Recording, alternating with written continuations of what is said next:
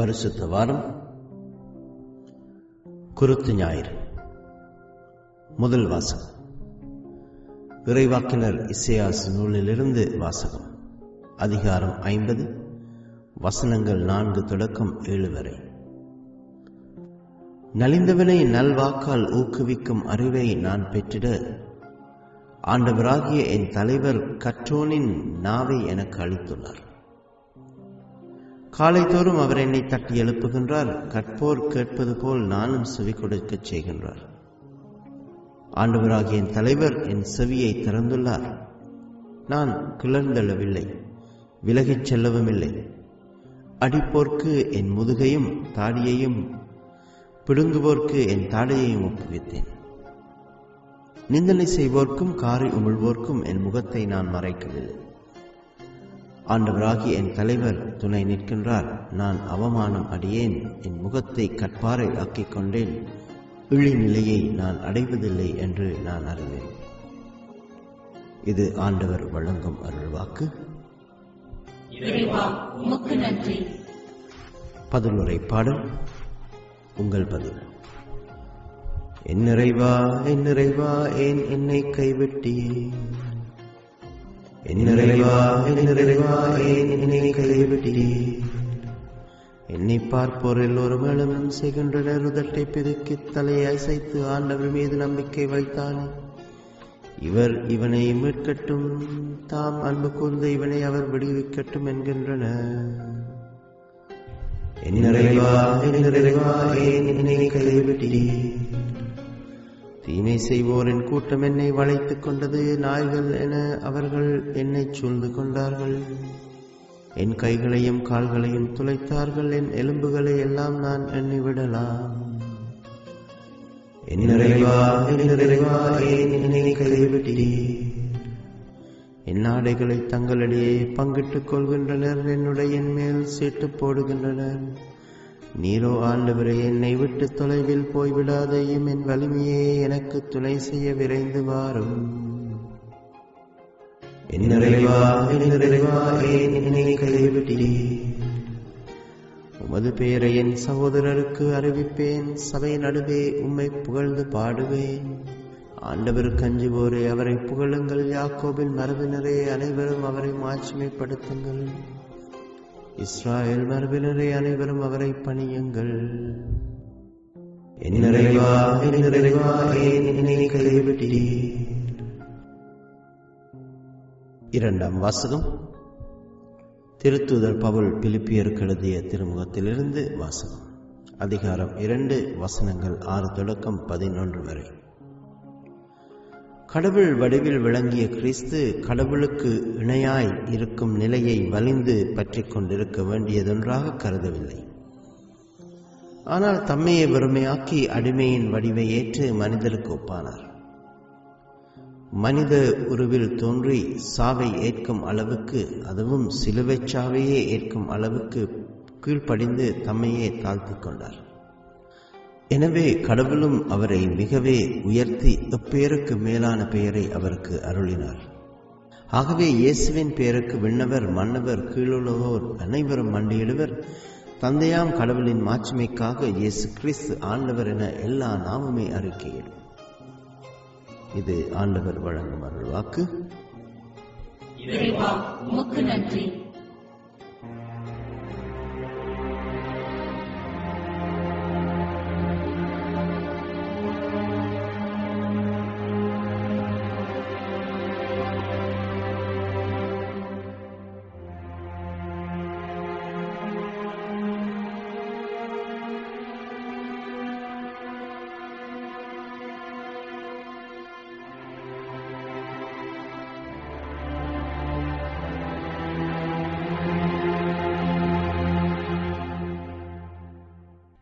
ஆண்டவருடைய திருப்பாடுகளின் குருத்து ஞாயிறு 3ஆம் ஆண்டு. தூய லூக்கா எழுதியபடி நமது ஆண்டவராகிய இயேசு கிறிஸ்துவின் திருப்பாடுகள். அதிகாரம் 22, வசனம் 14 முதல் அதிகாரம் 23, வசனம் 56 வரை. நேரமானதும் இயேசு திருத்துதரோடு பந்தியில் அமர்ந்தார். அப்போது அவர் அவர்களை நோக்கி, நான் துன்பங்கள் படுமுன் உங்களோடு இந்த பாஸ்கா விருந்தை உண்பதற்கு மிக மிக ஆவலாயிருந்தேன். ஏனெனில் இறையாட்சியில் இது நிறைவேறும் வரை இதை நான் உண்ணமாட்டேன் என்று உங்களுக்கு சொல்கிறேன் என்றார். பின்பு அவர் கிண்ணத்தை எடுத்து கடவுளுக்கு நன்றி செலுத்தி அவர்களிடம், இதை பெற்று உங்களுக்குள்ளே பகிர்ந்து கொள்ளுங்கள். ஏனெனில் இது முதல் இறையாட்சி வரும் வரை திராட்சை பழ ரசத்தை குடிப்பதில்லை என நான் உங்களுக்கு சொல்கிறேன் என்றார். பின்பு அவர் அப்பத்தை எடுத்து கடவுளுக்கு நன்றி செலுத்தி அதை பிட்டு அவர்களுக்கு கொடுத்து, இது உங்களுக்காக கொடுக்கப்படும் எனது உடல், இதை என் நினைவாக செய்யுங்கள் என்றார். அப்படியே உணவு அருந்திய பின்பு அவர் கிண்ணத்தை எடுத்து, இந்த கிண்ணம் உங்களுக்காக சிந்தப்படுகிற எனது இரத்தத்தால் நிலைப்படுத்தப்படும் புதிய உடன்படிக்கை. என்னை காட்டிக் கொடுப்பவன் இதோ என்னோடு பந்தியில் அமர்ந்திருக்கிறான். மானிட மகன் தமக்கென்று குறிக்கப்பட்டபடியே போகிறார். ஆனால் ஐயோ, அவரை காட்டிக் கொடுக்கிறவனுக்கு கேடு என்றார். அப்பொழுது அவர்கள், நம்மில் இச்செயலை செய்ய போகிறவர் யார் என்று தங்களுக்குள்ளே கேட்கத் தொடங்கினார்கள். மேலும் தங்களுக்குள்ளே பெரியவராக எண்ணப்பட வேண்டியவர் யார் என்ற விவாதம் அவர்களிடையே எழுந்தது. இயேசு அவர்களிடம், பிற இனத்தவரின் அரசர்கள் மக்களை அடக்கி ஆளுகின்றார்கள். அதிகாரம் காட்டுகின்றவர்கள் நன்மை செய்பவர்கள் என அழைக்கப்படுகின்றார்கள். ஆனால் நீங்கள் அப்படி செய்யலாகாது. உங்களுள் பெரியவர் சிறியவராகவும் ஆட்சி புரிபவர் தொண்டு புரிபவராகவும் மாற வேண்டும். யார் பெரியவர், பந்தியில் அமர்ந்திருப்பவரா அல்லது பணிவிடை புரிபவரா? பந்தியில் அமர்ந்திருப்பவர் அல்லவா? நான் உங்கள் நடுவே பணிவிடை புரிவனாக இருக்கிறேன். நான் சோதிக்கப்படும் போது என்னோடு இருந்தவர்கள் நீங்களே. என் தந்தை எனக்கு ஆட்சியுரிமை கொடுத்திருப்பது போல நானும் உங்களுக்கு கொடுக்கிறேன். ஆகவே என் ஆட்சி வரும்போது நீங்கள் என்னோடு பந்தியில் அமர்ந்து உண்டு குடிப்பீர்கள்.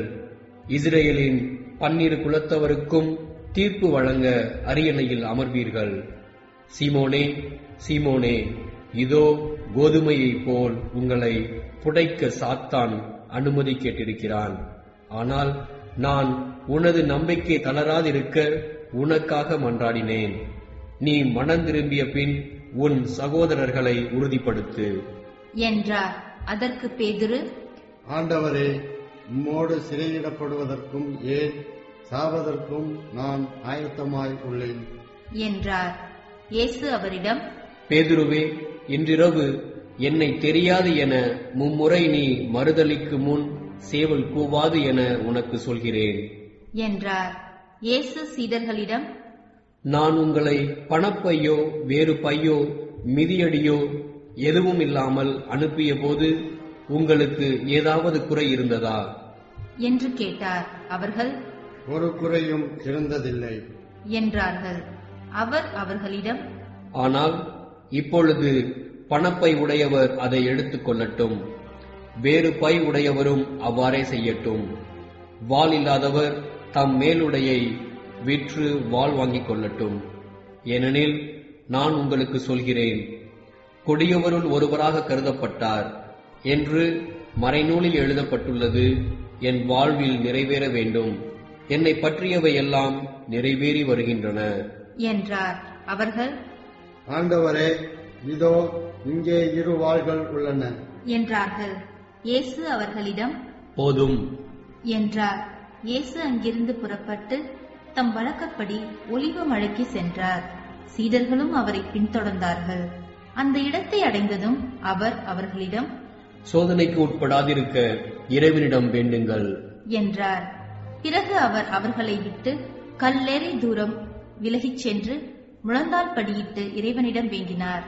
தந்தையே, உமக்கு விருப்பமானால் இத்துன்ப கிண்ணத்தை என்னிடமிருந்து அகற்றும். ஆனாலும் என் விருப்பப்படி அல்ல, உம் விருப்பப்படியே நிகழட்டும் என்று கூறினார். அப்போது விண்ணகத்திலிருந்து ஒரு தூதர் அவருக்கு தோன்றி அவரை வலுப்படுத்தினார். அவரோ மிகுந்த வேதனைக்குள்ளாகவே உருக்கமாய் இறைவனிடம் வேண்டிக் கொண்டிருந்தார். அவரது வியர்வை பெரும் இரத்த துளிகளைப் போல தரையில் விழுந்தது. அவர் இறைவேண்டலை முடித்துவிட்டு எழுந்து சீடர்களிடம் வந்தபோது அவர்கள் துயரத்தால் சோர்வுற்று தூங்கிக் கொண்டிருப்பதைக் கண்டார். அவர்களிடம், என்ன உறங்கிக் கொண்டாயிருக்கிறீர்கள்? சோதனைக்கு உட்படாதிருக்க விழித்திருந்து இறைவனிடம் வேண்டுங்கள் என்றார். இயேசு தொடர்ந்து பேசிக் கொண்டிருந்த போது இதோ மக்கள் கூட்டமாய் வந்தனர். 12 ஒருவனான யூதாசு என்பவன் அவர்களுக்கு முன் வந்து அவரை முத்தமிட நெருங்கினான். இயேசு அவனிடம், யூதாசே, முத்தமிட்டா மானிட மகனை காட்டிக் கொடுக்கப் போகிறாய் என்றார். அவரை சூழ நின்றவர்கள் நிகழப்போவதை உணர்ந்து, ஆண்டவரே, வாளால் வெட்டலாமா என்று கேட்டார்கள். அப்பொழுது அவர்களுள் ஒருவர் தலைமை குருவின் பணியாளரை தாக்கி அவருடைய வலக்காதை துண்டித்தார். இயேசு அவர்களை பார்த்து, விடுங்கள், போதும் என்று கூறி அவருடைய காதை தொட்டு நலமாக்கினார். அவர் தம்மிடம் வந்த தலைமை குருக்களையும் கோவில் காவல் தலைவர்களையும் மூப்பர்களையும் பார்த்து, ஒரு கல்வனை பிடிக்க வருவது போல நீங்கள் வாள்களோடும் தடிகளோடும் வந்தது ஏன்? நான் நாள்தோறும் கோவிலில் உங்களோடு இருந்தும் நீங்கள் என்னை பிடிக்கவில்லையே. ஆனால் இது உங்களுடைய நேரம். இப்போது இருள் அதிகாரம் செலுத்துகிறது என்றார். பின்னர் அவர்கள் இயேசுவை கைது செய்து இழுத்துச் சென்று தலைமை குருவின் வீட்டுக்கு கொண்டு போனார்கள். பேதுரு தொலைவில் அவரை பின்தொடர்ந்தார். வீட்டு உள்முற்றத்தின் நடுவில் நெருப்பு மூட்டி அதை சுற்றி அவர்கள் உட்கார்ந்திருந்தார்கள். பேதுருவும் அவர்களோடு இருந்தார். அப்போது பணிப்பெண் ஒருவர் நெருப்பின் அருகில் அவர் அமர்ந்திருப்பதைக் கண்டு அவரை உற்று பார்த்து, இவனும் அவனோடு இருந்தவன் என்றார். அவரோ, அம்மா, அவரை எனக்கு தெரியாது என்று மறுதலித்தார். சிறிது நேரத்திற்கு பின் அவரை கண்ட வேறு ஒருவர், நீயும் அவர்களைச் சேர்ந்தவன்தான் என்றார். பேதுரு, இல்லை அப்பா என்றார். ஏறக்குறைய 1 மணி நேரத்திற்கு பின்பு மற்றொருவர், உண்மையாகவே இவனும் அவனோடு இருந்தான், இவனும் கலிலேயன்தான் என்று வலியுறுத்தி கூறினார்.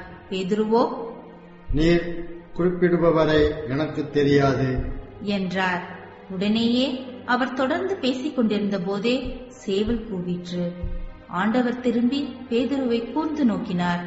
இன்று சேவல் கூவும் முன் நீ என்னை 3 முறை மறுதலிப்பாய் என்று ஆண்டவர் தமக்கு கூறியதை பேதுரு நினைவு கூர்ந்து வெளியே சென்று மனநொந்து அழுதார். இயேசுவை பிடித்து வைத்திருக்கிறவர்கள் அவரை ஏளனம் செய்து நைய புடைத்தார்கள். அவரது முகத்தை மூடி, உன்னை அடித்தவர் யார்? இறைவாக்கினனே, சொல் என்று கேட்டார்கள். இன்னும் பலவாறு அவரை பழித்துரைத்தார்கள். பொழுது விடிந்ததும் மக்களின் மூப்பர்களும் தலைமை குருக்களும் மறைநூல் அறிஞர்களும் கூடி வந்தார்கள். இயேசுவை இழுத்துச் சென்று தங்கள் மூப்பர் சங்கத்தின் முன் நிறுத்தினார்கள். அவர்கள், நீ மெசியாதானா? எங்களிடம் சொல் என்று கேட்டார்கள். அவர் அவர்களிடம், நான் உங்களிடம் சொன்னால் நீங்கள் நம்ப மாட்டீர்கள். நான் உங்களிடம் கேட்டாலும் பதில் சொல்ல மாட்டீர்கள். இது முதல் மானிட மகன் வல்லவராம் கடவுளின் வலப்புறத்தில் வீற்றிருப்பார் என்றார். அதற்கு அவர்கள் அனைவரும், அப்படியானால் நீ இறைமகனா என்று கேட்டனர்.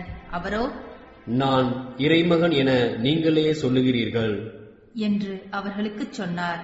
அதற்கு அவர்கள், இன்னும் நமக்கு சான்றுகள் தேவையா? இவன் வாயிலிருந்து நாமே கேட்டோமே என்றார்கள். திரண்டிருந்த மக்கள் அனைவரும் எழுந்து இயேசுவை பிலாத்தின் முன் கொண்டு சென்றனர்.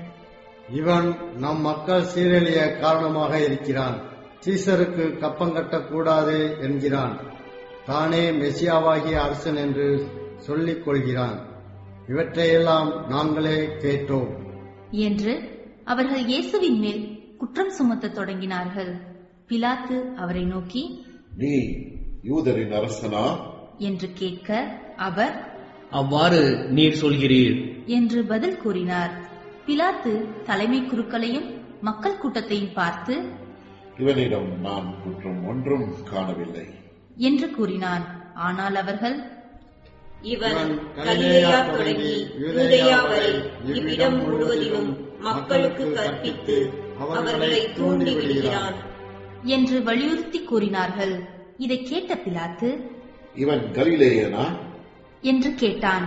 அவர் ஏரோதின் அதிகாரத்திற்கு உட்பட்டவர் என்று அவன் அறிந்து அப்போது எருசலேமில் இருந்த ஏரோதிடம் அவரை அனுப்பினான். இயேசுவை கண்ட ஏரோது மட்டற்ற மகிழ்ச்சி அடைந்தான். ஏனெனில் அவரை குறித்து கேள்விப்பட்டு அவரை காண நெடுங்காலமாய் விருப்பமாயிருந்தான். அவர் அருமடையாளம் ஏதாவது செய்வதை காணலாம் என்றும் நெடுங்காலமாய் எதிர்பார்த்திருந்தான். அவன் அவரிடம் பல கேள்விகள் கேட்டான். ஆனால் அவர் அவனுக்கு பதில் எதுவும் கூறவில்லை. அங்கு நின்ற தலைமை குருக்களும் மறைநூல் அறிஞர்களும் அவர் மேல் மிகுதியான குற்றம் சுமத்திக் கொண்டிருந்தார்கள். ஏரோது தன் படை வீரரோடு அவரை இகழ்ந்து ஏளனம் செய்து பளபளப்பான ஆடையை அவருக்கு உடுத்தி அவரை பிலாத்திடம் திருப்பி அனுப்பினான். அதுவரை ஒருவருக்கொருவர் பகைவராயிருந்த ஏரோதும் பிலாத்தும் அன்று நண்பர்களாயினர். பிலாத்து தலைமை குருக்களையும் ஆட்சியாளர்களையும் மக்களையும் ஒன்றாக வரவழைத்தான். அவர்களை நோக்கி, மக்கள் சீரழிய காரணமாயிருக்கின்றான் என்று இவனை என்னிடம் கொண்டு வந்தீர்கள். இதோ நான் உங்கள் முன்னிலையில் விசாரித்தும் நீங்கள் சுமத்துகிற எந்த குற்றத்தையும் இவனிடத்தில் காணவில்லை. ஏரோதும் குற்றம் எதுவும் காணவில்லை. ஆகவே அவர் இவனை நம்மிடம் திருப்பி அனுப்பியுள்ளார். மரண தண்டனைக்குரிய யாதொன்றையும் இவன் செய்யவில்லை என்பது தெளிவு. எனவே இவனை தண்டித்து விடுதலை செய்வேன் என்றான். விழாவின் போது அவர்களுக்கென ஒரு கைதியை விடுவிக்க வேண்டிய கட்டாயம் அவனுக்கு இருந்தது. திரண்டிருந்த மக்கள் அனைவரும், இவன் ஒழிக பரபாவை எங்களுக்கென விடுதலை செய்யும் என்று கத்தினர். பரபா நகரில் நடந்த ஒரு கலகத்தில் ஈடுபட்டு கொலை செய்ததற்காக சிறையில் இடப்பட்டவன். பிலாத்து இயேசுவை விடுதலை செய்ய விரும்பி மீண்டும் அவர்களை கூப்பிட்டு பேசினான். ஆனால் அவர்கள், அவனை சிலுவையில் அறையும், சிலுவையில் அறையும் என்று கத்தினார்கள். மூன்றாம் முறையாக அவன் அவர்களை நோக்கி, இவன் செய்த குற்றம் என்ன? மரண தண்டனைக்குரிய குற்றம் ஒன்றும் இவனிடம் நான் காணவில்லை. எனவே இவனை தண்டித்து விடுதலை செய்வேன் என்றான். அவர்கள் அவரை சிலுவையில் அறைய வேண்டும் என்று உரத்த குரலில் வற்புறுத்தி கேட்டார்கள். அவர்கள் குரலே வென்றது. அவர்கள் கேட்டபடியே பிலாத்து தீர்ப்பளித்தான். கலகத்தில் ஈடுபட்டு கொலை செய்ததற்காக சிறையில் இடப்பட்டிருந்தவனை அவர்கள் கேட்டுக்கொண்டபடியே அவன் விடுதலை செய்தான். இயேசுவை அவர்கள் விருப்பப்படி செய்ய விட்டுவிட்டான். அவர்கள் இயேசுவை இழுத்துச் சென்று கொண்டிருந்த போது சிரேன் ஊரைச் சேர்ந்த சீமோன் என்பவர் வயல்வெளியிலிருந்து வந்து கொண்டிருந்தார். அவர்கள் அவரை பிடித்து அவர் மேல் இயேசுவின் சிலுவையை வைத்து அவருக்கு பின் அதை சுமந்து கொண்டு போகச் செய்தார்கள். பெருந்திரளான மக்களும் அவருக்காக மாரடித்து புழம்பி ஒப்பாரி வைத்த பெண்களும் அவர் பின்னே சென்றார்கள். இயேசு அப்பெண்கள் பக்கம் திரும்பி, எருசலேம் மகளிரே, நீங்கள் எனக்காக அழ வேண்டாம், மாறாக உங்களுக்காகவும் உங்கள் மக்களுக்காகவும் அழுங்கள். ஏனெனில் இதோ ஒரு காலம் வரும், அப்போது மலடிகள் பேறு பெற்றோர் என்றும் பிள்ளை பெறாதோரும் பால் கொடாதோரும் பேறு பெற்றோர் என்றும் சொல்வார்கள். அப்போது அவர்கள் மலைகளை பார்த்து எங்கள் மேல் விழுங்கள் எனவும், குன்றுகளை பார்த்து எங்களை மூடிக்கொள்ளுங்கள் எனவும் சொல்வார்கள். பச்சை மரத்துக்கே இவ்வாறு செய்கிறார்கள் என்றால் பட்ட மரத்துக்கு என்னதான் செய்ய மாட்டார்கள் என்றார். வேறு 2 குற்றவாளிகளையும் மரண தண்டனைக்காக அவர்கள் அவரோடு கொண்டு சென்றார்கள். மண்டை ஓடு எனப்படும் இடத்திற்கு வந்ததும் அங்கே அவரையும் வலப்புறம் ஒருவனும் இடப்புறம் ஒருவனுமாக அக்குற்றவாளிகளையும் அவர்கள் சிலுவைகளில் அறைந்தார்கள். அப்போது இயேசு, தந்தையே, இவர்களை மன்னியும், ஏனெனில் தாங்கள் செய்வது என்னவென்று இவர்களுக்கு தெரியவில்லை என்று சொன்னார். அவர்கள் அவருடைய ஆடைகளை குலுக்கல் முறையில் பங்கிட்டுக் கொண்டார்கள். மக்கள் இவற்றை பார்த்து கொண்டு நின்றார்கள். ஆட்சியாளர்கள், பிறரை விடுவித்தான், இவன் கடவுளின் மெசியாவும் தேர்ந்தெடுக்கப்பட்டவனுமானால் தன்னையே விடுவித்துக் கொள்ளட்டும் என்று கேலி செய்தார்கள். படைவீரர் அவரிடம் வந்து புளித்த திராட்சை ரசத்தை கொடுத்து, நீ யூதர்களின் அரசரானால் உன்னை காப்பாற்றிக் கொள் என்று எள்ளி நகையாடினர். இவன் யூதரின் அரசன் என்று அவரது சிலுவையின் மேல் எழுதி வைக்கப்பட்டிருந்தது. சிலுவையில் தொங்கிக் கொண்டிருந்த குற்றவாளிகளுள் ஒருவன், நீ மெசியாதானே, உன்னையும் எங்களையும் காப்பாற்று என்று அவரை பழித்துரைத்தான். ஆனால் மற்றவன் அவனை கடிந்து கொண்டு, கடவுளுக்கு நீ அஞ்சுவதில்லையா? நீயும் அதே தீர்ப்புக்குத்தானே உள்ளாகி இருக்கிறாய். நாம் தண்டிக்கப்படுவது முறையே, நம் செயல்களுக்கேற்ற தண்டனையை நாம் பெறுகிறோம். இவர் ஒரு குற்றமும் செய்யவில்லையே என்று பதிலுரைத்தான். பின்பு அவன், இயேசுவே, நீர் ஆட்சி உரிமை பெற்று வரும்போது என்னை நினைவில் கொள்ளும் என்றான். அதற்கு இயேசு அவனிடம், நீர் இன்று என்னோடு பேரின்ப வீட்டில் இருப்பீர் என உறுதியாக உமக்கு சொல்கிறேன் என்றார். ஏறக்குறைய நண்பகல் 12 மணி முதல் பிற்பகல் 3 மணி வரை நாடெங்கும் இருள் உண்டாயிற்று. கதிரவன் ஒளி கொடுக்கவில்லை. திருக்கோவிலின் திரை நடுவில் கிழிந்தது. தந்தையே, உம் கையில் என் உயிரை ஒப்படைக்கிறேன் என்று இயேசு உரத்த குரலில் கூறி உயிர் துறந்தார்.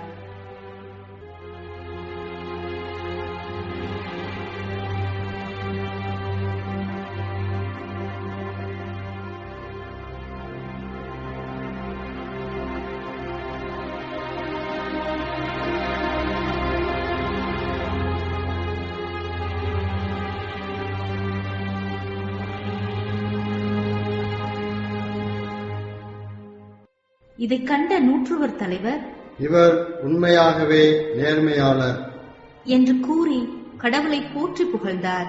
இக்காட்சியை காண கூடி வந்திருந்த மக்கள் அனைவரும் நிகழ்ந்தவற்றைக் கண்டு மார்பில் அடித்துக் கொண்டு திரும்பிச் சென்றனர். அவருக்கு அறிமுகமான அனைவரும், கலிலேயாவிலிருந்து அவரை பின்பற்றி வந்திருந்த பெண்களும் தொலையிலிருந்து இவற்றை பார்த்துக் கொண்டிருந்தார்கள். யோசேப்பு என்னும் பெயருடைய ஒருவர் இருந்தார். அவர் தலைமைச் சங்க உறுப்பினர், நல்லவர், நேர்மையாளர். தலைமைச் சங்கத்தாரின் திட்டத்துக்கும் செயலுக்கும் இணங்காத அவர் யூதேயாவில் உள்ள அரிமத்தையா ஊரை சேர்ந்தவர், இறையாட்சியின் வருகைக்காக காத்திருந்தவர். அவர் பிலாத்திடம் போய் இயேசுவின் உடலை கேட்டார். அவர் அவரது உடலை இறக்கி மெல்லிய துணியால் சுற்றி பாறையில் குடைந்திருந்த கல்லறையில் வைத்தார். அதற்கு முன்பு யாரையும் அதில் அடக்கம் செய்ததில்லை. அன்று ஆயுத்த நாள், ஓய்வு நாளின் தொடக்கம். ஆயுத்த நாள் என்பது ஓய்வு நாளுக்கு முந்திய நாளை குறிக்கிறது. கலிலேயாவில் இருந்து அவரோடு வந்திருந்த பெண்கள் பின்தொடர்ந்து சென்று கல்லறையை கண்டார்கள். அவருடைய உடலை வைத்த விதத்தை பார்த்துவிட்டு திரும்பி போய் நறுமணப் பொருள்களையும் நறுமண தைலத்தையும் ஆயுதம் செய்தார்கள். கட்டளைப்படி அவர்கள் ஓய்வு நாளில் ஓய்ந்திருந்தார்கள். இது கிறிஸ்துவின் வாழ்வு தரும் நற்செய்தி. கிறிஸ்துவே மக்கு புகழ்.